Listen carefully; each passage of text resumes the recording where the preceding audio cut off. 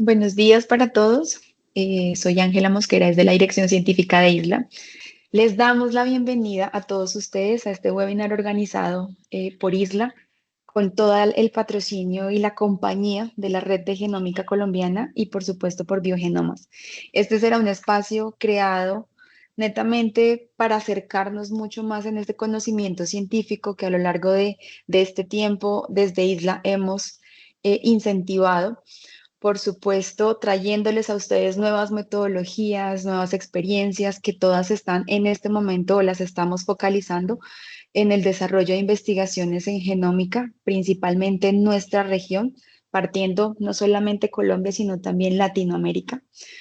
Y en ese sentido, hoy justamente nos acompaña una gran invitada, que es la doctora Carmen Elena Barragán Ruiz. Ella estará realmente a cargo de este webinar que tituló Genomas de referencia neotropicales con Oxford Nanopore Technologies. Carmen Elena se ha vinculado con nosotros ya hace un tiempo y hemos tenido el placer de conocerla. Y por supuesto, esta maravillosa invitada, particularmente con ella en esta sesión, tendremos una mirada muy general al proceso de secuenciación de genomas de referencia, principalmente con especies neotropicales. Abordaremos las principales etapas que hacen parte de este tipo de proyectos, desde la colecta de muestras, la preparación, todo el tema de la secuenciación, hasta el montaje de genomas y la proyección de esos datos. Será una charla especialmente valiosa para quienes están en este momento diseñando o pensando en desarrollar proyectos de genómica, biodiversidad, ecología molecular o conservación y demás temas que van muy ligados justamente a este entorno. Para quienes comprenden mejor estas consideraciones metodológicas y estas prácticas que tienen detrás de todo este flujo de trabajo de secuenciación, pues será realmente algo de su día a día, pero para quienes no, y será tal vez esta su primera vez o su primer encuentro. Nuestra speaker, como les decía, Carmen Elena, ella es magíster en biología evolutiva y genética, es doctora en ecología molecular y recursos naturales por la Universidad Federal de Sao Carlos, en Sao Paulo. Actualmente se desempeña como investigadora asociada en la Universidad Federal de Goiás, es justamente en donde se encuentra en este momento, y desarrolla investigaciones en biología molecular aplicada a la ecología molecular, que es bastante el fuerte o su fuerte de trabajo. Su trabajo se ha enfocado en áreas principalmente como en la genómica poblacional, ecología del paisaje y de carreteras, filogenómica, metabarcoding y secuenciación de genomas de referencia de especies neotropicales. Además, ha estado vinculada al Laboratorio de Biodiversidad y Genética en Goiás, al programa Araguaya Bio 2030, al INST, ES-Bio, y realiza su postdoctorado en el programa de Ecología y Evolución de la Universidad Federal de Guayas. Para nosotros, Carmen, realmente es un gusto contar con una investigadora con esta trayectoria y con esta experiencia, eh, que ha focalizado su trabajo principalmente en herramientas moleculares y genómicas para el estudio de la diversidad neotropical. Así que antes de iniciar y darle el paso justamente a Carmen, les recordamos que pueden ustedes dejar sus preguntas en nuestra casillita que tenemos para preguntas en el chat sin problema durante toda la presentación. Ya Carmen nos comentará si podemos interrumpirla o nos vamos al final en pregunta-respuesta. Seguramente puede ser de pronto la mejor estrategia, ya la escucharemos a ella.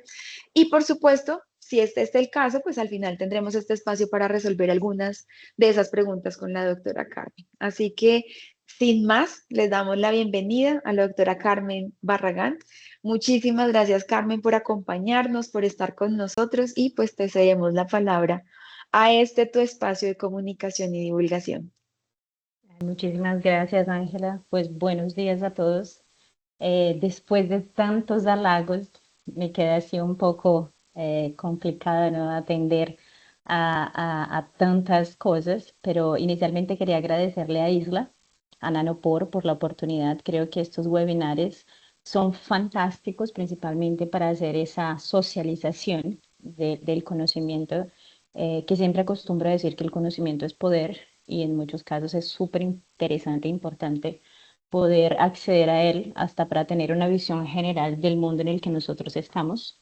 Entonces es una honra, es un honor estar aquí con mucho orgullo y pues esperando cumplir las expectativas de poder pasar un poco al respecto de la trayectoria que hemos tenido aquí en Brasil durante los últimos 2 años, que para ser sinceros ha sido así una curva de aprendizaje muy puntual y bien característica durante más o menos del último año, para pensarlo de esa forma, en donde después de tener una inmersión gigantesca, tuve la oportunidad de vivir un tiempo en Alemania, de acceder a la tecnología, entonces los procedimientos de acceso se tornan mucho más simples en algunos casos y eso nos ha permitido en estos momentos aquí, por ejemplo, estar durante esta semana teniendo un curso para montaje de genomas utilizando Oxford Nanopore desde el inicio, que es lo que yo voy a intentar explicar ahora aquí para todos, que es la colecta de muestras que yo necesito considerar, que necesito pensar claramente con mucho más detalles, porque ha sido una semana bien intensa, hasta la parte de bioinformática. Hoy en estos momentos tuve que salir un poco antes, que es donde estamos conversando al respecto de, bueno, qué yo tengo que hacer, qué necesito observar, cuáles son los detalles críticos que necesito considerar en el momento de montar mi genoma, ¿no? Y cuáles son mis limitaciones y mis posibilidades. Entonces, te lo digo, es un placer enorme, estoy muy feliz de estar aquí. Me gustaría que las personas se sintieran a voluntad de poder hacer las preguntas que consideren necesarias. Siempre acostumbro a decir que no hay preguntas bobas, no hay preguntas irrelevantes. Creo que tenemos mucho miedo de acceso a lo que no conocemos y mi idea es poder pues desmistificar un poco y abrir formas y oportunidades para comenzar este proceso de genómica en Colombia, que es lo que realmente yo considero que es importante y lo que yo quiero y esperaría conseguir durante este término de año y de aquí para adelante. Entonces yo voy a compartir aquí mi pantalla. Porfa, tú me avisas si estás viendo todo súper bien, si da para comenzar, porque yo voy a compartir y me voy a quedar hablando un poco sola. Entonces cualquier cosa que pase, si se llega a caer el internet, me avises. ¿Está dando Dale, para sin ver? problema. Te vemos súper bien, así que puedes arrancar. Bueno, entonces cuando comenzamos a hablar con Ángela, Ángela me dijo, mira, Carmen, creo que hay la posibilidad de que puedas hablar un poco al respecto y yo voy a finalizar la presentación con algo que me parece de suma importancia y que yo espero poder de alguna forma llegar a los corazones de los investigadores colombianos. Y es al respecto de los genomas. Entonces estuve pensando, bueno, ¿qué se puede explicar, qué se puede hablar? Y considerando eso, pues llamé la presentación de esta forma. Entonces, del lado derecho aquí, nosotros vemos un logo que con mucho esfuerzo, y yo me gustaría agradecer inicialmente a la parcería y a los colaboradores que yo tengo aquí en Brasil, que han sido fundamentales. Una cosa que yo he aprendido durante este tiempo es que las cosas se construyen en conjunto. Cuando tú juntas muchas personas que tienen experiencias totalmente diferentes y que los conocimientos se complementan, tú consigues crear muchas más alternativas, ¿no? Soluciones a los problemas y consigues avanzar de una forma mucho más adecuada. Entonces, en ese contexto, llamé genomas de referencia neotropicales con Oxford Nanopore y voy a explicar un poco más adelante, un poco mejor, porque nosotros aquí creamos una red llamada Biogenomas, que es Red Genomas Neotropicais, que nació en Brasil por diversos factores que ya yo voy a comentar. Sin embargo, antes de pensar en eso, pero ya hablando de cuál fue la iniciativa, una de las preguntas cruciales que siempre nos hacemos y que es súper importante es, bueno, ¿qué es un genoma de referencia? Porque creo que muchos hablamos de genomas, genomas, genomas, yo estoy haciendo un genoma. Sin embargo, entender que es un genoma de referencia, él va mucho más allá de que solamente tener un ensamblaje de un genoma.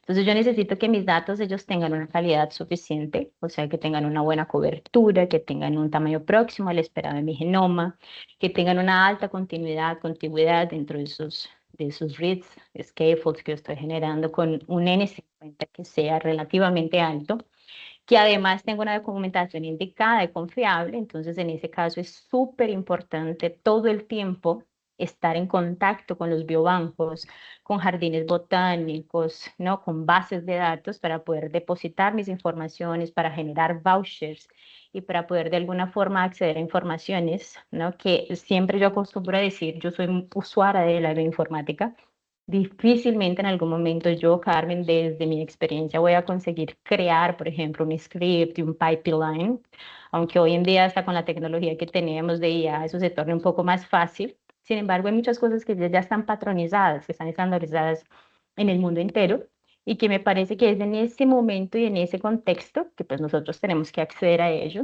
¿no? Y echar mano de eso.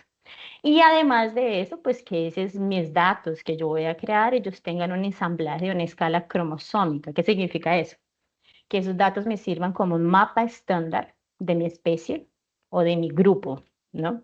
Entonces yo coloqué aquí al lado derecho una forma de más o menos escalonar cómo yo llego a un genoma de referencia. Entonces inicialmente yo puedo tener un ensamblaje, un assembly, que es fantástico, pero que él no tiene esas características que muchos de nosotros, dadas las circunstancias y en algunos casos las especies y todos los puntos cruciales antes de llegar a mi dato, no son considerados o en algunos casos no van analizados, pues normalmente yo tengo un assembly que es maravilloso dependiendo del objetivo de lo que yo quiera hacer. En otros casos yo tengo un draft genómico, tengo un genoma de referencia, que a pesar de que él se torna muy bueno, todavía no tiene un nivel cromosómico. Y el punto superior de todo eso sería un genoma que lleva telómero-telómero, que nosotros hoy llamamos T2T, en donde yo tengo una resolución muy confiable, muy alta, y pues que me permite entonces tener realmente un genoma totalmente de referencia. Y ahí, basado en eso, yo siempre pienso así, bueno, ¿para qué yo lo hago? Porque es una pregunta que ha surgido mucho dentro de los contextos y que en muchos casos se torna irrelevante porque las personas no entendemos del por qué yo producir un genoma de referencia, ¿para qué yo produzco esos datos? Ah, no, es que tiene que estar vinculado en este momento con una pregunta evolutiva. Ay, es que tiene que estar alguna cosa con alguna política pública. Entonces, miren que el hecho de producir sobre el dato con una resolución muy buena, no, considerando entonces lo que estábamos hablando, una calidad, documentación, escala cromosómica, él ya me abre muchas puertas nacionales que me permiten rastrear especies amenazadas en el sentido de entender y conocer mi propia biodiversidad, que me permiten abrir puertas para bases médicas y generar formas, bases para producir biotecnología, por ejemplo, valoración de mi biodiversidad, entonces pues yo no valoro lo que yo no entiendo, lo que yo no sé cómo funciona, que me permiten claramente poder hacer estudios de evolución y filogenia, monitoreamiento ambiental y una de las cosas importantes que muchas veces nosotros disociamos en nuestra carrera científica es política y economía, que son súper importantes en nuestro proceso formativo como científicos. Y es que, pues, generar datos para nuestro propio país que nos van a ayudar a tomar decisiones responsables, ¿cierto? Y que nos van a generar de alguna forma una soberanía nacional. Entonces, de esta forma, pues, ¿no? Yo siempre pienso, bueno, ¿para qué yo estoy haciendo y por qué lo hago? Y en ese sentido, pues se genera la siguiente pregunta, es ¿cómo yo lo hago? ¿No? Entonces, considerando ya para qué lo estoy haciendo, cuál es la importancia, ¿cómo yo llego a eso? Entonces, para llegar a un genoma de referencia, de una forma bien generalizada, como Ángela lo estaba diciendo, porque yo me podría pasar aquí horas hablando solamente de la parte de muestreo, de la parte de secuenciación, que es un poco más compleja, yo quise traer un overview, un panorama bien general respecto de las primeras fases que en mi cabeza tienen mucho sentido para conseguir datos de buena calidad.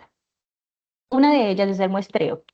Y siempre surgen dudas al respecto de cuál es el tipo de muestra. Ah, ¿será que es la misma cosa que yo trabaje con una planta, no sé, monoica, con una dioica, una de crecimiento primario, crecimiento secundario? No, claramente desde una perspectiva no bien generalista sería casi la misma cosa. Sin embargo, dada la experiencia que nosotros hemos tenido durante estos tiempos, yo podría casi que asegurar 100% que no lo es. Cada organismo, cada muestra es una cosa totalmente diferente de la otra. Entonces tienen sus generalidades, claro, pero tienen sus particularidades que son muy importantes. Y en ese sentido, bueno, ¿cuánta muestra yo necesito colectar? Entonces, mi individuo es pequeño, yo voy a colectar un ml, ¿será que necesito eso? No, mi individuo es gigante, yo voy a conectar un ml igual. Entonces, son esos raciocinios y tomadas de decisiones que hacen con que cada fase de esta sea importante, principalmente la de muestreo. El estilo de colecta. ¿Cómo yo colecto? Yo tengo que generar de alguna forma un camino para poder obtener material biológico de muy buena calidad, que cuando yo pase mi proceso de extracción, yo consigo una concentración, una integridad de altísima calidad, que ya lo vamos a hablar un poco, con respecto a mi muestreo. Entonces yo no puedo pretender obtener DNA de altísimo peso molecular si mi colecta, por ejemplo, no tuvo el cuidado importante. ¿Y por qué hablo de eso? Creo que el muestreo y la extracción, en nuestro parecer, cuando pensamos en la obtención de esos datos, son totalmente importantes, son cruciales para un buen secuenciamiento. Y en ese sentido yo tengo algunos ejemplos que voy a explicar un poco más adelante, pero uno de ellos principalmente y que me ha causado muchas reflexiones y al mismo tiempo me ha generado muchos desafíos es al respecto de las plantas. Plantas, ellas tienen una altísima cantidad, por ejemplo, de metabolitos secundarios, azúcares, fenoles. Individuos cambian a partir del suelo, de la concentración, por ejemplo, y de la exposición a luz. Y eso afecta de sobremano y muchísimo la extracción de mi DNA. Entonces, el muestreo es una fase, sí, crucial, como lo estaba diciendo. Y a partir del muestreo es como si yo tuviera una cadena de reacciones en donde una depende de la otra. Entonces, si yo tengo un buen muestreo, yo asumo que mi extracción de alguna forma también va a ser buena. Sin embargo, y hasta dado el percurso de tantas tecnologías y tantas empresas también que se han generado con tantas posibilidades para poder hacer extracción, siempre se genera la duda de cuál extracción yo voy a hacer. Ah, bueno, yo voy a optar por una empresa, no sé, eh, X o una empresa Y. ¿Cuál es la mejor? ¿Cuál es la diferencia entre los tipos de extracción? Entonces, yo creo que la respuesta a esto es siempre así. Ya hay unos estándares, que era lo que yo estaba diciendo. Ya hay gente que de alguna u otra forma testó, ¿no? ¿Cuál que sería el mejor? Entonces, creo que lo ideal siempre es pues intentar caminar en el sentido de lo que el otro ya hizo y que funcionó. Y en este sentido, yo voy a explicar un poco más adelante también cuáles son las mejores opciones. Se generan algunas dudas al respecto de qué es una extracción de alto peso molecular, High Molecular Weight, que son las siglas que yo coloqué aquí, y qué es una extracción de Ultra High Molecular Weight, que es una extracción de ultra altísimo peso molecular, que son cosas que siempre generan dudas. Carmen, yo puedo obtener una extracción de altísimo peso molecular, por ejemplo, con un tipo de kit que tenga un montón de lavados, en donde yo tenga que pasar por Vortex, en donde yo tenga altísimos tiempos, por ejemplo, de digestión de la proteína. Infelizmente, dentro de la experiencia, no. Entonces son esos detalles y tomadas de decisiones que vamos generando. Es como si yo tuviera sí, una cascada de reacciones en donde nuevamente una depende de la otra.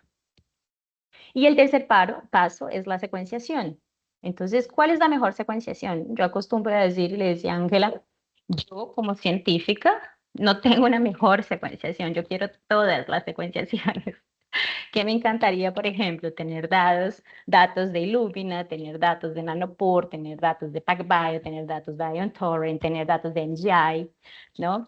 Sin embargo, pues este tipo de obtención de datos, él va a depender mucho de lo que yo necesito científicamente, de lo que yo quiero científicamente y claramente de la accesibilidad a esa tecnología. Sin embargo, desde una forma general, y ahí yo hago uso de este logo que está aquí a mano derecha, que es el Earth Biogenomic Project, que es un proyecto internacional, ¿no? En donde el objetivo es la generación y el secuenciamiento de muchos genomas de referencia y claramente de nuevo usando los estándares internacionales, nosotros hemos llegado a la conclusión de que lo ideal siempre es obtener fragmentos largos, sea con nanopore, sea con PacBio, en ese sentido, y tener ese modelaje 3D que él recibe diversos nombres, como HiC, por sí en el caso de nanopore, junto con un pequeño ensamblaje de RNA. o de ARN. Entonces, en ese sentido, creo que al juntar todos esos datos, yo conseguiría un genoma de referencia de altísima calidad, en donde yo tengo así una representación muy buena de mis datos. Y ahí hablando un poco al respecto del Earth Biogenomic Project, yo traje aquí una imagen bien general también, que ya nos trae, este proyecto lleva, mira, desde el 2018 hasta el 2035, ya ha pasado por algunas fases, y él viene cada vez así, estimando algunas métricas que son importantes a partir de la experiencia que ellos tienen, en donde el objetivo de este proyecto es que allá para el 2035 sean generados más de 15.000 genomas por mes. Entonces, así es una métrica bastante lejana, por lo menos para algunos países latinoamericanos, pues hasta por la dificultad de los recursos, pero pues que de alguna forma él nos coloca pantamares internacionales para poder pues alcanzar esos objetivos, utilizando métricas comparables, en donde mis datos de alguna manera puedan servir en un futuro para alguien que los vaya a utilizar teniendo una calidad suficiente, un tamaño suficiente y formas comparables entre ellos.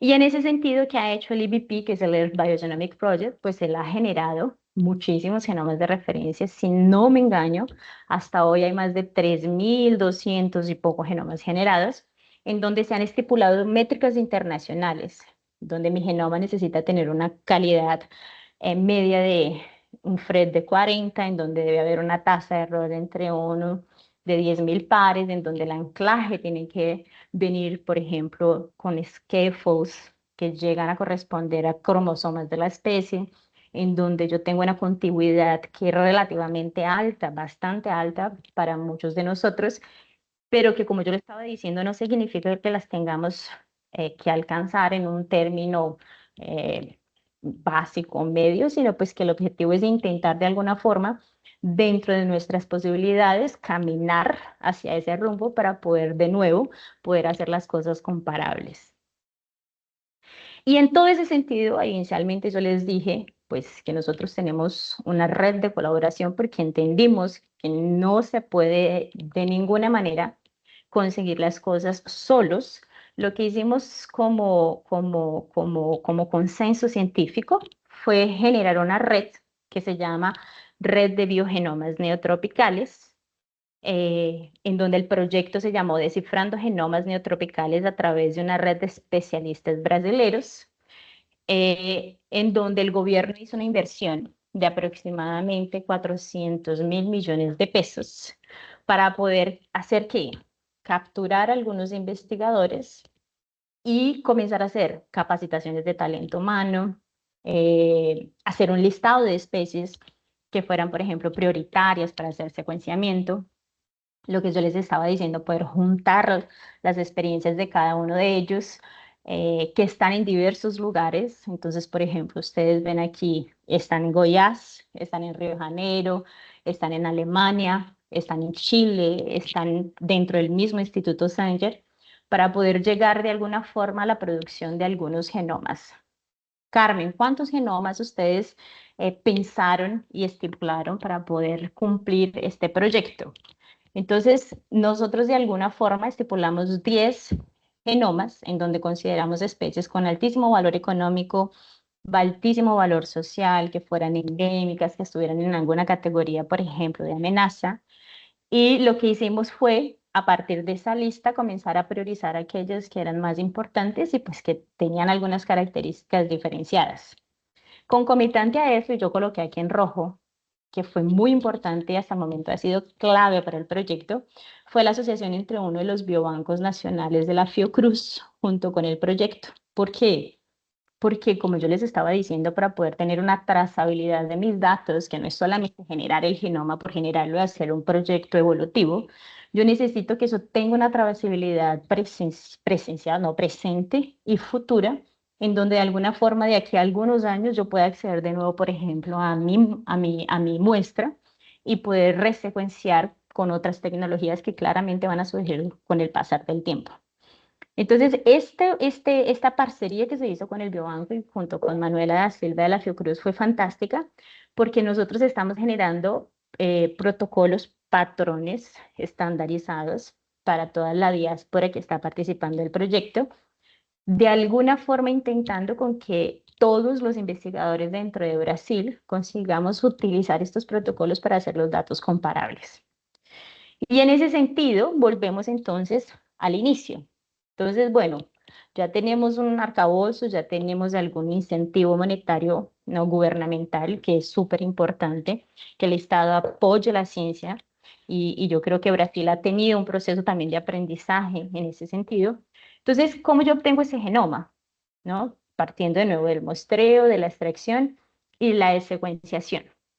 Entonces, yo traje aquí 3 ejemplos de forma general, que me parecían que eran los ejemplos que podrían explicar de alguna manera eh, puntos que son medio separados porque son taxones que son muy diferentes. Entonces yo traje un insecto, una planta y un vertebrado, que en este caso es un pez, todos de alguna forma endémicos de Brasil con algún grado de amenaza, o de alta distribución, que sería el otro extremo. Y yo voy a intentar explicar paso a paso desde la colecta, tipo de muestra, cantidad, qué es lo que yo escojo, cómo yo observo, hasta la obtención de los datos.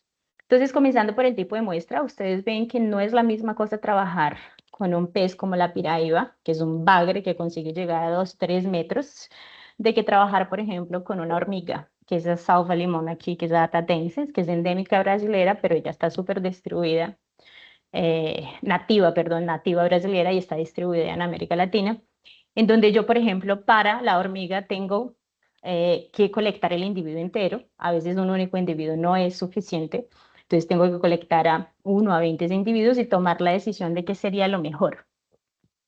Como los insectos tienen una característica bien particular, y es que los machos son haploides, pues en ese caso sería fantástico porque nos permiten una resolución después de la generación de los datos, pues mucho más simple, mucho más fácil para llegar a un genoma de referencia.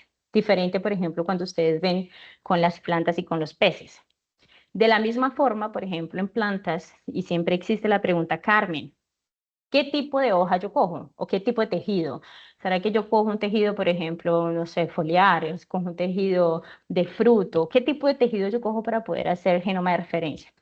Nosotros hemos intentado varias formas, y baseándonos en lo que las otras personas también ya hacen, pensamos y llegamos a la conclusión de que coger una hoja joven, verde, expuesta, por ejemplo, bastante al sol, es una de las posibilidades, entre comillas, más fáciles de poder obtener DNA. Sin embargo, cuando ustedes ven estos 3 panoramas, claramente el más fácil, el más simple para el tipo de muestra es la piraiba. Sin embargo, vienen otros problemas. Piraiba, como yo estaba diciendo, es un pez gigantesco, enorme, que para poder hacer la colecta de él, nosotros la hicimos hace aproximadamente un mes, tal vez, fue un trastorno, fue un caso. ¿Por qué? Porque el individuo se estresa, porque por ser bagres gigantescos, por ejemplo, capturar la vena para hacer la colecta de sangre es complicadísimo. Hay que anestesiar el individuo, tiene que estar en el agua, no se puede sacar por causa del peso, él mismo se puede fracturar su esqueleto. En fin, es súper dificilísimo.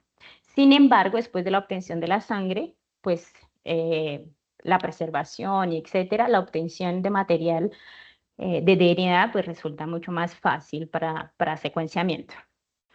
Entonces, en ese sentido, ustedes ven aquí que cada uno de ellos tiene una característica. ¿Qué significa eso? No hay un protocolo, patrón estándar para todos utilizar al mismo tiempo. Y claramente va a depender mucho de mi tipo de especie, de dónde ella está, de cómo yo accedo, cuál es el sexo, ¿no? Cuál es el tipo de preservación que yo voy a hacer. Entonces, mi sangre yo la voy a preservar en ETTA, mi sangre la voy a preservar en alcohol. ¿Será que no le coloco nada? La traigo en nitrógeno, inmediatamente en el mismo día yo hago la extracción. Entonces, son ese tipo de demandas que yo tengo que decidir en algún momento. Y en ese sentido, pues pasamos a la extracción. Suponiendo que yo hice la colecta de la forma que les acabo de mostrar, viene el segundo filtro. Entonces, ¿qué tipo de kit yo uso? Y hay muchos tipos de kits. Yo hice un levantamiento reciente y yo contabilicé más de 50 tipos de kits, y eso genera siempre muchísimas dudas de nosotros porque normalmente nosotros partimos a comprar el kit que es mucho más accesible, que es mucho más barato, sin embargo, no siempre es el mejor. Entonces yo siempre tengo que optar por un kit que me permita una mayor cantidad de DNA, una integridad mayor y todavía pues que no tenga y no pase por diferentes fases de cleanup y de filtros. En ese caso, uno de los mejores kits que nosotros hemos testado ha sido el NEB, es de New England Biolabs, que es un monarca que trae diferentes opciones a partir del tipo de muestra y de la colecta que fue hecha para la obtención de DNA. Y ahí vienen las características de cada organismo. Entonces aquí yo coloqué integridad del DNA va a depender de qué. Entonces del tiempo en que yo deje, por ejemplo, mi hormiga digiriéndose, que en el caso de insectos nos ha tocado dejarla de 12 a 16 horas en digestión para poder accesar de alguna forma al DNA. En el caso de plantas, y que ha sido un pequeño trauma, porque ha dado muchísimo trabajo. Es una especie que tiene muchísimos metabolitos secundarios, fenoles y azúcares.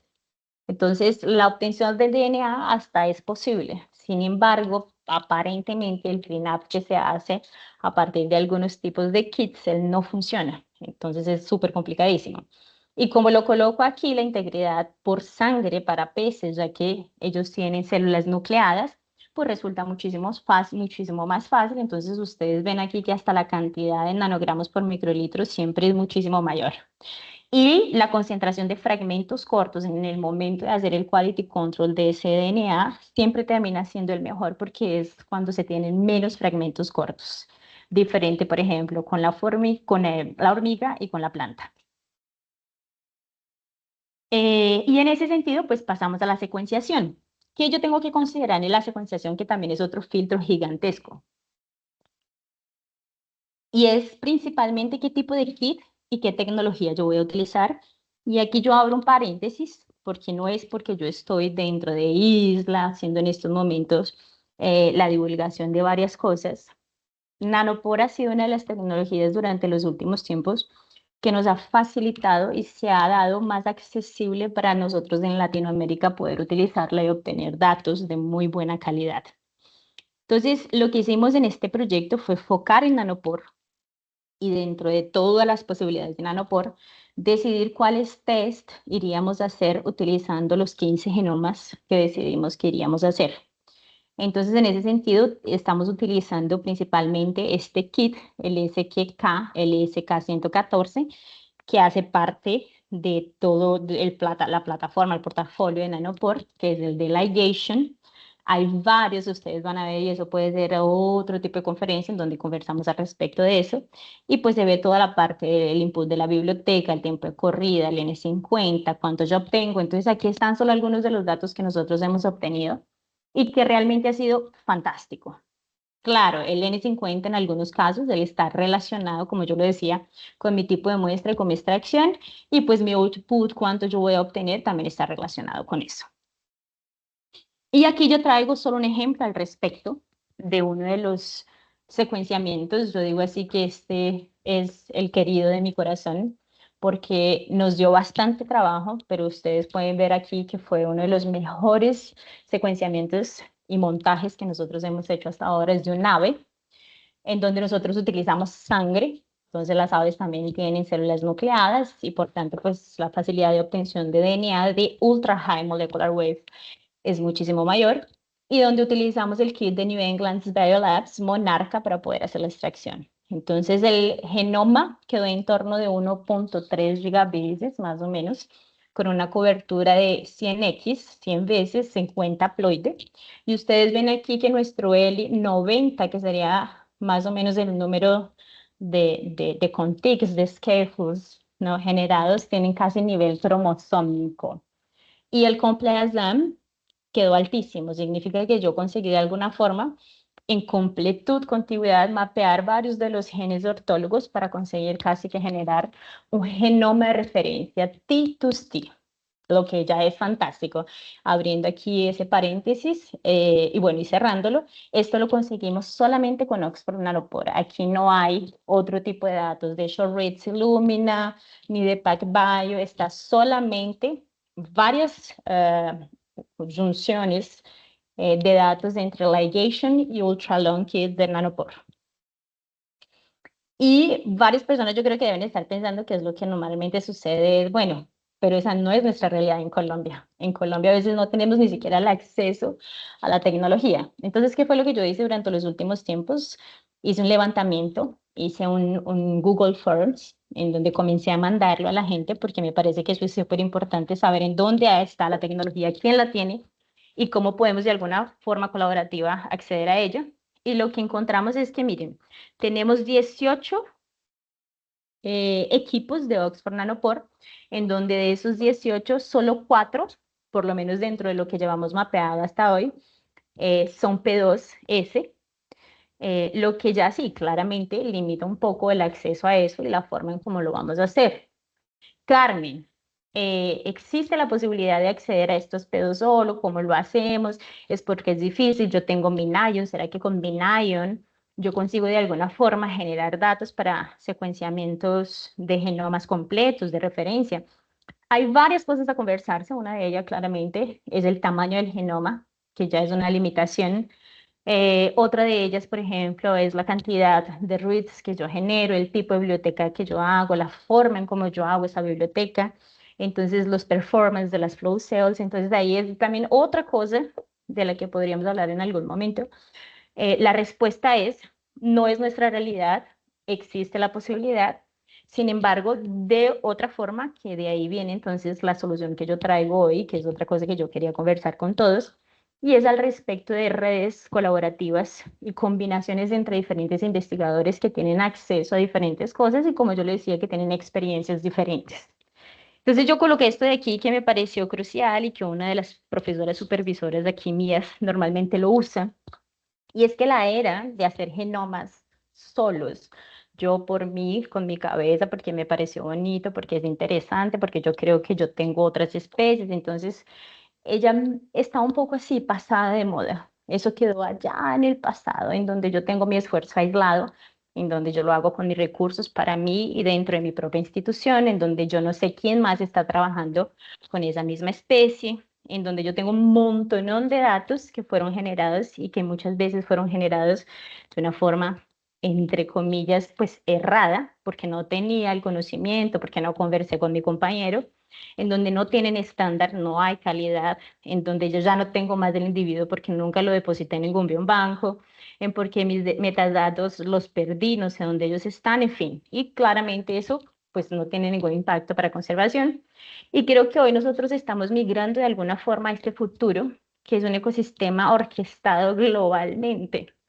Y eso de alguna forma nos ayuda. ¿Por qué? Porque tenemos redes continentales, porque tenemos consorcios taxonómicos, porque tenemos iniciativas temáticas que nos van a permitir de alguna u otra forma conocer toda una comunidad que está intentando hacer lo mismo que yo y pues que con la colaboración y el esfuerzo todos vamos a conseguir hacerlo muchísimo mejor y mejor estandarizado. Entonces el desafío que yo dejo aquí no es siempre apenas generar el dato.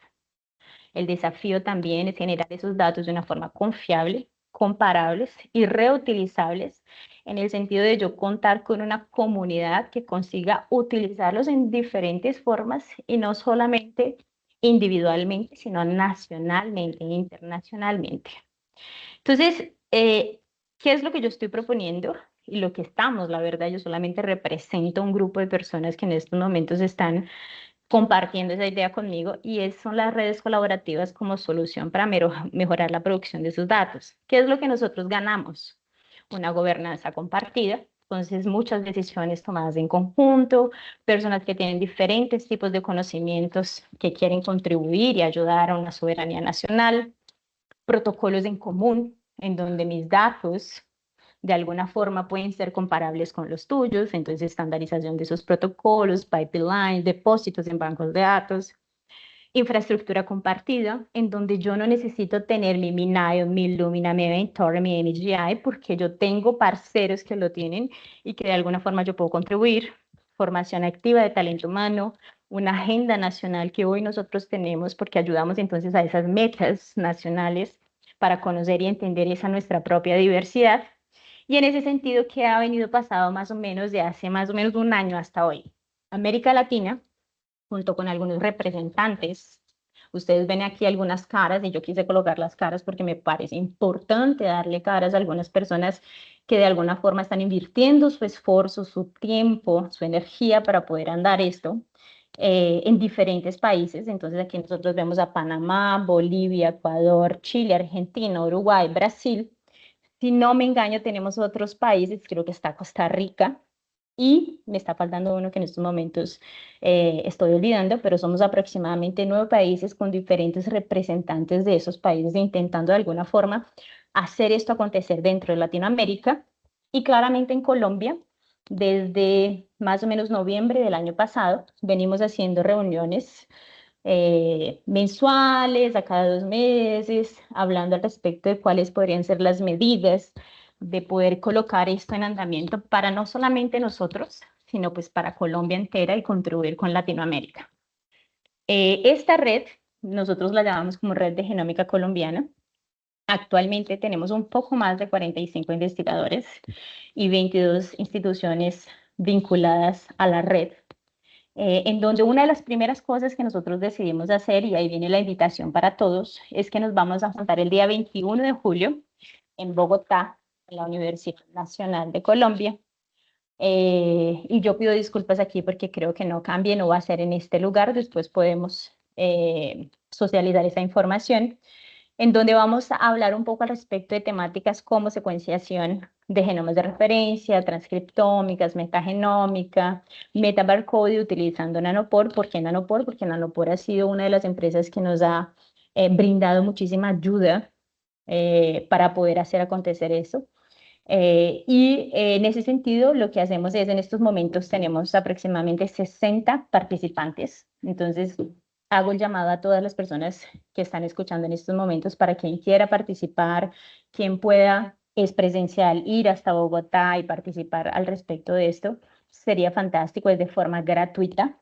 En breve nosotros soltaremos toda la agenda académica y concomitante a esto, en una jornada también particular en donde vamos hacer la parte práctica. Nosotros vamos a secuenciar 4 especies de heliconios que viene en parcería con el Instituto Sanger, con una investigadora, 2 investigadoras que están representando esta iniciativa, y una planta que para quienes también no estén siguiéndonos en las redes o puedan hacerlo, la colocamos a votación junto con otras 2 especies. Ganó la Erythrocylum gracilipis, que es una pariente muy próxima de la coca, en donde en conjunto con el Jardín Botánico vamos a obtener el material biológico para hacer la extracción y pues hacer su futuro secuenciamiento durante este día.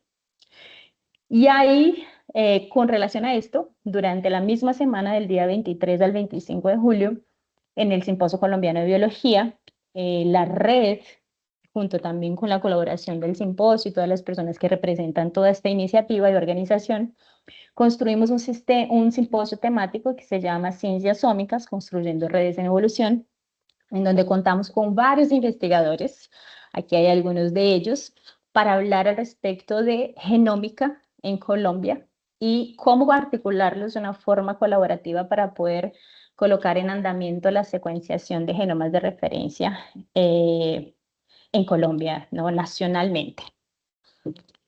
Solo para terminar, creo que hablé más de lo que debería, no pensé que iba a inspirarme tanto así.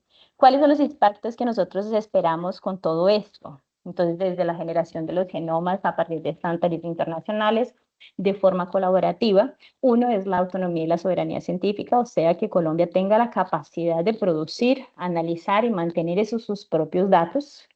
2, que haya una equidad regional. ¿Qué significa eso? Pues que haya una socialización de ese conocimiento y que de alguna forma nosotros, investigadores que hacemos parte de instituciones públicas o privadas científicas, podamos reducir esas brechas científicas entre otras zonas que pues son precarizadas y que de alguna forma en momento alguno van a poder tener acceso a esas tecnologías.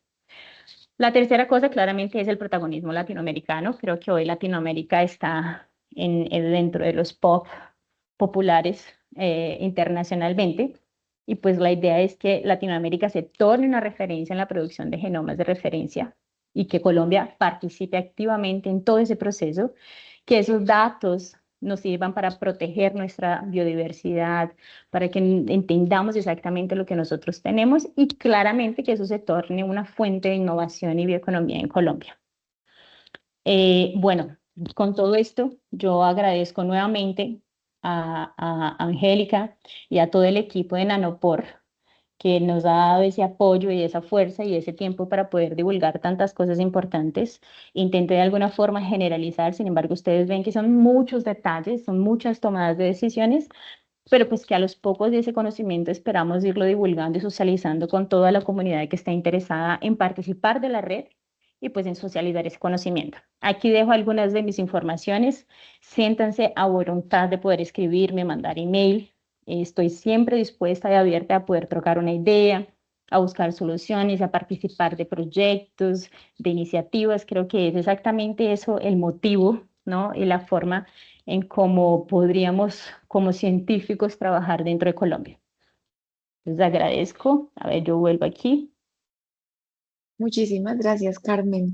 Eh, Estoy más que fascinada de escucharte y ver todo lo que has hecho justamente con el equipo de trabajo, con tu región, es decir, aún seguimos latando un poco en todo ese core de investigación completamente focalizados y eso pues nos hace equipo porque muy bien lo nombras, si no trabajamos justamente en esa conexión completa, pues va a ser muy complicado poder continuar.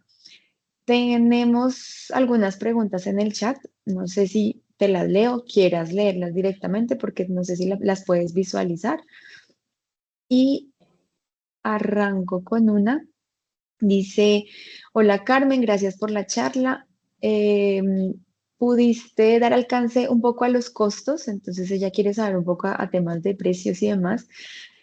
Dice, mi genoma es de 1.2 gigabytes, una especie de planta acuática que es alotetraplioide. Y en la literatura mencionan que como mínimo debe ser mayor a 30x de coverage. Entonces, ¿qué sugerencia, qué consejo y demás? Ella nos solicita tu correo, ya está compartido, pero igual lo podemos dejar acá nuevamente en el chat. ¿Qué, qué sugerencia, qué consejo para este tipo de plantas con plantas? Es complicado. Es, Plantas ujú. ha sido, plantas ha sido mi sorpresa durante los últimos 4 años que he venido trabajando con ellas. Y plantas poliploides es más complicado todavía, hasta por los recursos bioinformáticos que tenemos para poder identificar neocromosomos. Me parece que por ser una planta alotetraploide, ese tipo de cobertura es poca, sin embargo va a depender mucho del tipo de tecnología que tú utilices. Y ahí vienen varios factores, entonces el tipo de assembly, la calidad, los trimajes, etcétera, etcétera. Entonces lo que yo decía, son muchas decisiones a tomarse. Obteniendo ya DNA de esa planta, creo que ahí para adelante existe la posibilidad de poder hacer algunos tipos de test. Aquí, afortunada o desafortunadamente, no hemos trabajado con plantas con haploidías mayores a diploidía 2N, entonces lo que ya facilita mucha cosa. Sin embargo, conozco algunas personas que trabajan con este tipo de organismo y si te parece, claro, puedes escribirme que de ahí trocamos una idea y miramos alguna forma de poder hacer los contactos, que es exactamente eso en lo que venimos hablando como red, de partir para unas experiencias particulares que algunos investigadores tienen y que ya trabajan al respecto y trabajan con ese tipo de organismo, pues para poder ayudarte y solucionar el problema. Excelente, muchísimas gracias, Carmen. Hay otro participante, Mauricio, perdóname, te había leído antes de Caicedo, no está el nombre. Mauricio nos pregunta y dice, ¿se busca proteger los datos de genoma para evitar que se realice bioprospección indebida o se suben a base de datos públicas? ¿Cómo tenemos este tema de protección de datos que nos ha tocado mucho en los últimos años? Sí, esa tu pregunta es fantástica, Mauricio, y creo que es una temática que nosotros venimos conversando muchísimo durante los últimos tiempos. En Chile hicimos un encuentro con representantes de diferentes países latinoamericanos y estuvo con nosotros el representante del Instituto Sanger, que hoy es el presidente también del IVP, Mark. Y hablamos con él al respecto bastante sobre eso, sobre, bueno, cómo hacemos entonces el gerenciamiento de nuestros datos, cómo hacemos esa trazabilidad, ¿no? Cómo lo monitoreamos, de dónde sale, a dónde va, quién lo usó. Y te cuento que no es un tema fácil. No es un tema fácil porque no hay herramientas para poder hacer esa chipaje, ¿no? Para decir así, esto yo lo produce y va así, y tantas personas lo están utilizando hasta por la complejidad de los datos que nosotros trabajamos. Las proteínas, por ejemplo, los SNPs, en fin, eso genera muchísima variación y esa variación no es rastreable, pues porque no tenemos cómo en estos momentos hacerlo. Sin embargo, creo que una de las soluciones, y como tú lo dices, son las bases de datos públicas. Yo hoy estoy optando, y creo que eso puede ser así una solución futura, un objetivo en donde Latinoamérica puede trabajar en conjunto para hacerlo, a tener su propia base de datos, de la misma forma que, por ejemplo, Europa lo tiene, que China lo tiene, ¿cierto? Creo que América Latina tiene que de alguna forma caminar en ese sentido para ella misma tener su base de datos, para ella misma gerenciarla y para ella misma tomar sus decisiones a partir de lo que se deposite ahí. Y eso lo vemos hasta con el problema que estamos viviendo hoy con Estados Unidos, porque muchos de nosotros subimos los datos en el NSBI y NSBI es una plataforma norteamericana que muchas de las veces ella simplemente sale del aire y te confieso que en algunos de los casos tengo hasta el miedo de nosotros no poder de alguna forma acceder nuevamente a la base de datos. Entonces, sí, no tengo una respuesta de, bueno, ¿qué es mejor? Creo que en estos momentos no tenemos mucha alternativa, sino continuar subiendo eso a las bases de datos, pero una de las soluciones que estamos pensando de manera más pragmática y rápida es crear un nodo latinoamericano para poder entonces vincularnos al EBP como nodo latinoamericano, Red de Biogenomas Latinoamérica, y de alguna forma comenzar a vincular todos los datos que vayamos produciendo, las redes Colombia, Brasil, Chile, dentro de ese mismo nodo, en una base de datos que no va a ser solo norteamericana, que la verdad no va a ser norteamericana, sino que va a estar vinculada al EVP de una manera más abierta, ¿no? Más transparente, con menos errores, ¿no? Con más acuracia. Entonces creo que ese puede ser el camino. Vale, muchísimas gracias. Ahora, Catalina Chávez nos dice, hola Carmen, muchas gracias por la charla. En tu experiencia, ¿han utilizado equipos automatizados para hacer la extracción de ADN y no incrementar la fragmentación? Ya que estabas muy focalizada en los ultra high molecular weight, seguramente. Sí, esa pregunta también es fantástica y me encanta porque sí, Catalina, hemos intentado varias formas y yo entiendo a los vendedores y a las empresas que claramente siempre quieren hacer que nosotros científicos pues acreditemos, creamos en sus tecnologías. Sin embargo, muchas de esas tecnologías ellos también vienen estandarizadas para modelos biológicos, pues que de alguna forma resultan más fáciles. Y aquí tuvimos una experiencia porque nos trajeron, nos dejaron en comodato un mes, tal vez, un robot, y nos dijeron así, él extrae todo. Tú lo miras, él extrae. Fácil, rápido. Y entonces, después de un tiempo que no podíamos, que no accedíamos, pedimos la revisión pues del comité científico de la empresa. La persona vino, lo hizo con nosotros y salió muy triste de aquí. ¿Por qué? Porque como yo decía, ni todos los modelos biológicos funcionan igual y va a depender mucho de tu especie. Para decírtelo así, varía mucho de organismo a organismo, así sean de la misma especie, principalmente con plantas.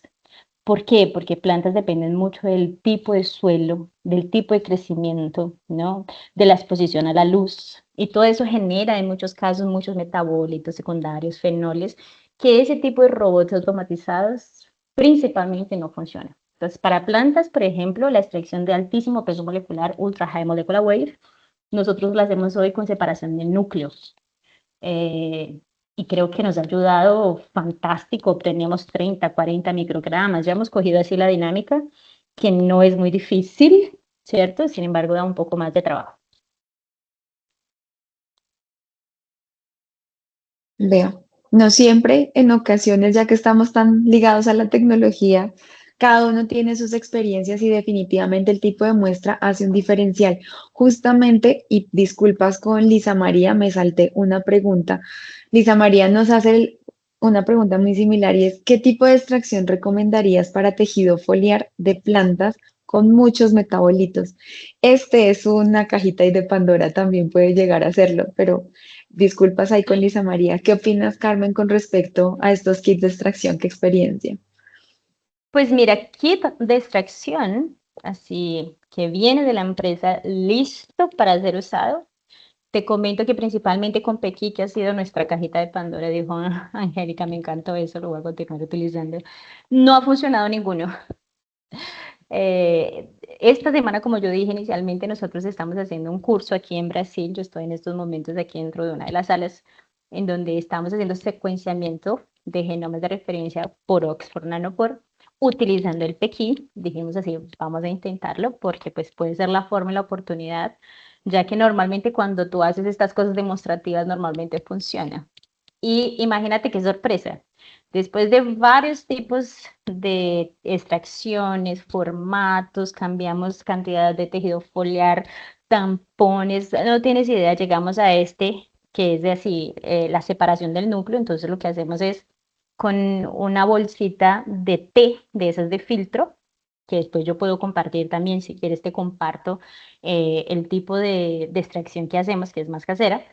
Nosotros separamos el núcleo del restante, del bagazo que nosotros decimos normalmente, y con ese núcleo conseguimos hacer una extracción un poco más limpia. Sin embargo, cuando haces el preparo de la biblioteca, que nos pasó con Nanopore, con ligation, las bits, las Pure bits, ellas no se ligan directamente al DNA porque yo tengo y creo 100% de certeza de que lo que pasa es que esos metabolitos y azúcares están en torno del DNA y en el momento de hacerlo, la vida ya se desprende del imán, así es una cosa complicadísima. Entonces lo que hicimos fue hacer varios lavados con esos bits, limpiamos con alcohol, lavamos de nuevo, hicimos fragmentación, limpiamos de nuevo. El DNA salió perfecto y en estos momentos, que es una corrida que está allá arriba, tenemos aproximadamente, si no me engaño, son 40 gigabytes con un N50 de 28, que ya es fantástico, ¿no? Para un genoma de aproximadamente 1,2, que es la planta que estamos del Pekín. Entonces funciona, solo que tuvimos que pasar por varios curvas de aprendizaje altísima para poder llegar a donde llegamos. Sí, sí, sí, te entiendo. En el doctorado nosotros también luchamos muchísimo, principalmente con plantas de café. Qué tortura, justamente por metabolitos y demás. Carmen, hay otra pregunta justamente de Freidy Calderón. Freidy nos dice, hola Carmen, muy interesante la charla, gracias. ¿En el proyecto han secuenciado alguna especie de anfibios y qué inconvenientes han tenido con este grupo en el ensamblaje? Freddy, gracias por tu pregunta. Bueno, anfibios hasta el momento no hemos secuenciado. Hay una prospección de secuenciamiento de uno de los anfibios. No sé cuándo va a suceder. Sin embargo, anfibios ellos tienen un genoma muy grande y tienen muchas regiones repetitivas. Y Nanopore, infelizmente, todavía no consigue de alguna forma tener una resolución de calidad altísima para ese tipo de regiones, además de que el esfuerzo de secuenciamiento es muy grande. Entonces, no tengo así una respuesta clara para decírtelo porque no lo he hecho. Sin embargo, también en algún momento puedo compartir esos datos y contarlo, o podemos, lo que yo te decía, hablar con investigadores que ya lo hacen. Si no me engaño, está Andrew, que es de la Universidad de los Andes, o del Rosario, no, de los Andes, que él trabaja con anfibios y él está haciendo secuenciamiento de algunas especies de anfibios dentro de la misma universidad. Entonces creo que tal vez si entras en contacto con él, puedes tener una conversa más directa y trocar esas ideas y experiencias hasta para que veas cuáles serían los inconvenientes, cuál es el mejor tejido, cuál es el mejor tipo de secuenciamiento que se hace. Súper bien, muchísimas gracias Carmen por toda esa disposición a unirnos con todos aquellos quienes están en red y demás. Justo con ese mismo enfoque también les hemos compartido el acceso a nuestro chat de WhatsApp. Es un espacio justamente en donde hemos intentado crear esa comunidad de usuarios de la tecnología de Oxford Nanopore para que de repente o mucho más rápidamente podamos resolver inquietudes o podamos hacer divulgación como lo que estamos haciendo hoy y las invitaciones tal cual como las que nos acabas de realizar. En el chat no tengo más preguntas, ya tengo más preguntas tipo personal. Y es que nos has hecho dos invitaciones bien interesantes el día de hoy. Una muy focalizada en secuenciación y genomas de referencia y otra que vimos que es el Simposio Nacional de Biología Evolutiva, al cual me parece maravilloso, pues seguramente el público con el que estamos hoy conectados es de bastante interés para ellos. Pero regresando un poquito a esta sesión del poro al genoma, nos contaste, se va a llevar a cabo el 21 de julio, pero ¿tienes algunos detalles sobre quiénes participarían, cómo está programación, o sea, cómo está programado más bien este evento para el 21? Maravilloso, Ángela. Pues mira, yo no entré mucho en detalles durante la presentación porque ya me estaba extendiendo mucho. Cuando te gusta algo comienzas a hablar desesperadamente, ¿no? Pero la idea es que este sea un evento abierto, que sea un evento gratuito, que sea un evento en donde podamos contar con algunos investigadores nacionales de la Universidad Nacional, de la EAFIT, tenemos del Instituto Humboldt que ya tienen una gran experiencia dentro del área, diferentes temáticas, principalmente trabajando con la tecnología de Oxford Nanopore, para tener esta conversa más, ¿sabes? Menos politizada, más descontraída, en el sentido de poder decir, mira, lo que Freddy nos estaba diciendo, yo tengo estas secuencias, estas muestras, yo tuve estos problemas, ¿qué me indicas? ¿Cómo lo hacemos? ¿Qué utilizaste? ¿Será que hacemos un contacto, una colaboración? Yo tengo un Minayon, tú tienes la muestra. Creo que la idea y el llamado, la invitación es que todos los que puedan participar, infelizmente será presencial únicamente, pues quien pueda hacerlo llegue, converse con varios de los investigadores que vamos a estar allá. Va a haber gente también de aquí de Brasil con una altísima experiencia en diferentes cosas, pues inicialmente para hacer esa troca de idea y poder pues caminar todos juntos en un único sentido. Tenemos un link de inscripción al curso. Siéntanse a voluntad de poder acceder a este link. Carmen, ¿en dónde está el link? Nuestra red, la red de Genómica Colombiana, tiene un Instagram. Si ustedes buscan @Red Genómica Colombia, va a aparecer nuestro logo. Entonces, por favor, también estén atentos a las informaciones. Y en la parte de las características del perfil, nosotros dejamos una hoja Canva en donde ustedes pueden acceder a los links para poder entrar a los diferentes formatos de la red, entonces acceder al grupo de emails de la red, acceder al curso, y pues caso ustedes no lo encuentren, exista alguna dificultad, nos manden mensajes que respondemos lo más anticipadamente posible. Eso, entonces mira, ahí tenemos los redes de genómica, está ese MyCanva, Instagram, links activos, que si clicas ahí van a aparecer los links para poder acceder entonces a la red de emails, en donde estamos siempre compartiendo información, la información de las siguientes reuniones, para vincularnos entre todos, y ahí está la inscripción del evento del Poro al Genoma. Gracias, Ángela.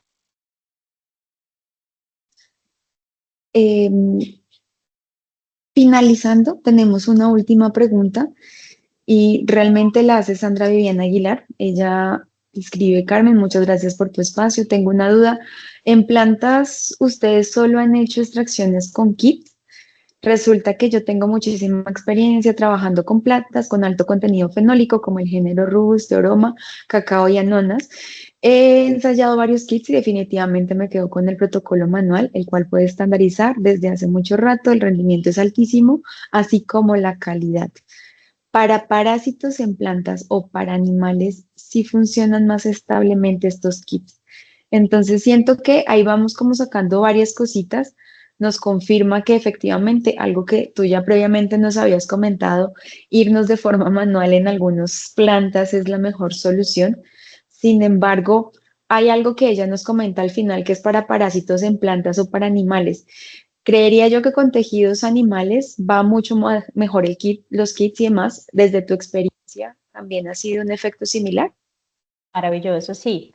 Ujú. Sandra, para plantas es al contrario el raciocinio. Normalmente los kits que nosotros utilizamos nunca tuvieron el mismo performance que cuando hicimos Setabi, que no es un Setabi, pero es un Setabi modificado para separación del núcleo, que como yo decía a alguien, le dije, si quieres puedes escribirme allá por la red y yo te comparto el protocolo que estamos utilizando.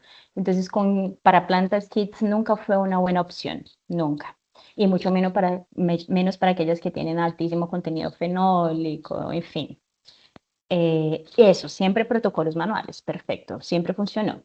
Ahora, animales, parásitos, entre otros, los kits han tenido un performance muy bueno. Sin embargo, hay kits de kits. Entonces, nosotros estamos optando para secuenciamiento de alto rendimiento y genomas de referencia, utilizar kits que ellos pasen por menos momentos de estrés del DNA, entonces menos pipetaje, vórtex, centrifugación, filtros. Entonces, lo más directo y menos invasivo posible son los mejores que nos han funcionado y hemos obtenido así resultados muy buenos, fantásticos. Pues muchísimas gracias, Carmen. Yo creo que ha sido hoy como para quienes no conocían la red de secuenciación, la red de genómica colombiana, este es tal vez el momento en el que hacemos como esa principal salida o llegada a todo el público colombiano, particularmente si para quienes nos están escuchando o viendo, aunque vi por ahí que está Sofía también de Uruguay. Quienes quieran pertenecer a esta red, quienes quieran contactarlos, la red de secuenciación o la red de genómica, ya los vimos en Instagram. ¿Tienes un correo que podamos dejarles por acá de repente? Tengo un correo, sí, tengo un correo. Ay, por Dios, déjame que yo no me sé el correo, pero ya lo busco y lo puedo mandar aquí 2 segundos. Tenemos un correo en donde ustedes pueden entrar en contacto con nosotros, hacer cualquier tipo de pregunta, duda, participar en el caso de las reuniones, caso les interese. A ver, yo lo copio aquí y lo mando aquí en el chat. Entonces, siéntanse de alguna forma a voluntad porque nuevamente, como lo dije inicialmente y lo repito, creo que la red funciona exactamente para eso. Es esa troca de ideas en donde los errores que yo ya cometí, pues tú no los cometas y pues que entre todos caminemos mucho mejor y más juntos, vayamos más lejos de una forma nacional. Sí, es Ángela, yo te agradezco. entendible. Dale, mientras sigues buscando si quieres el correo, quiero comentarles a Yo, quienes todavía no yo lo se... acabé de mandar aquí. No Ah, sé si lo... perfecto, sí, ya lo acabo de ver. Red de genómica colombiana @gmail.com. Perfecto, muchísimas gracias.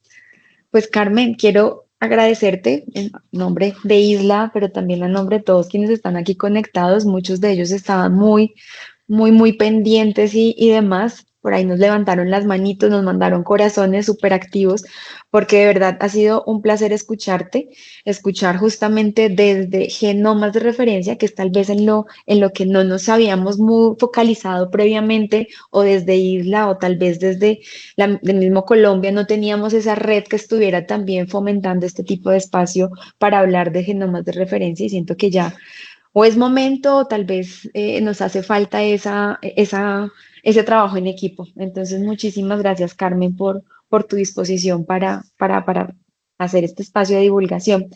Quiero aprovechar estos minuticos ya para cerrar. En efecto, nos pasamos tal vez unos 15 minutos, pero ha sido bien interesante conversar con todos.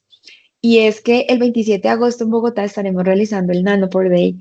Estas son unas jornadas que ya llevamos tal vez nuestro cuarto año consecutivo, en donde tenemos el espacio para todos quienes estén interesados en la tecnología, usuarios o no usuarios de Nanopore, poder entrar a conciliar. Es un espacio netamente dedicado a divulgación.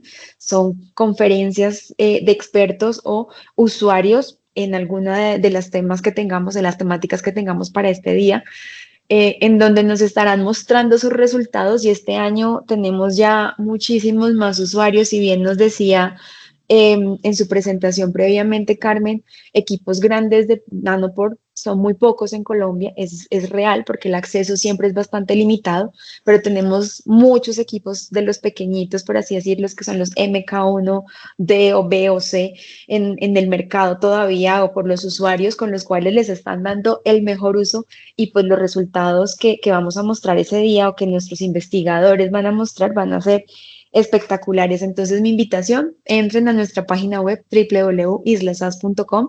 Ahí van a encontrar un espacio justamente en el banner de arriba que se llama islasas.com. Está Nano por Day 2026. Invitación para que le den una revisada. Podamos, nosotros ahí publicaremos también la agenda en nuestras redes sociales de Isla, también las estaremos publicando. Entonces estarán más que invitados a este evento y por supuesto tenemos también el 21 de julio con Del Poro al Genoma en la Universidad Nacional, esto también es en Bogotá, muy invitados porque todos estos son eventos gratuitos. Vale, partamos de ese hecho, ¿no? Entonces todos estos son eventos gratuitos, tenemos este y pues ya finalizaríamos con el evento que ya Carmen también nos compartió, que fue el Simposio de Biología Evolutiva. Carmen, muchísimas gracias, que tengas un feliz día y para todos ustedes también. Muchísimas gracias por acompañarnos en esta hora. A ti, Ángela, un placer. Muchísimas gracias por la oportunidad de participación. Y bueno, a todos los que me escucharon, siempre es un placer poder socializar el conocimiento y bueno, nuevamente siéntanse a voluntad de escribirme o participar de la red cuantas veces quieran. Entonces, un Perfecto, muchísimas abrazo. gracias. Feliz día, Ángela, que estén gracias, muy que estés bien. bien igualmente. Chao.